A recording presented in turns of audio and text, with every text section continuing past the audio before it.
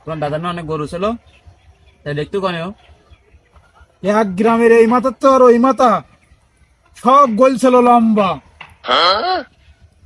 চাচা তুমি তাহলে আমার কথাটা শোনো। বলো। আমার নানার বাপের লম্বা একটা ছিপ ছিল।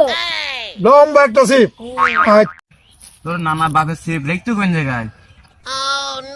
কেন তোরা যে গল্প করতেছিস আমি তো শুনলাম, ওর দাদার যদি পুরো গ্রাম সব আছে গরু থাকতে পারে আর 2 গ্রাম মিলি যদি গোল ঘর থাকতে পারে, তোর নানার তোর দাদার গইলের একটু শালা এখনকার ছেলেপিলির সাথে গল্প করি কোনো লাইন নেই, সব উমুক পাই কি সব তালতলাই গেছে, আর গল্পই করবো না এর সাথে, একটা মান সম্মানও রাখে না।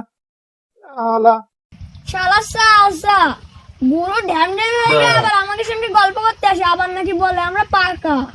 এই শোন, আজকে তো কিছু কলাম না, ওই নইজু চাচা যদি এইবার কোন দেশে ফাও গল্প করে আমার ডাক দিবি, আচ্ছা লুঙ্গি খুলি মাথায় ছাপ দিয়ে দেবো। চল।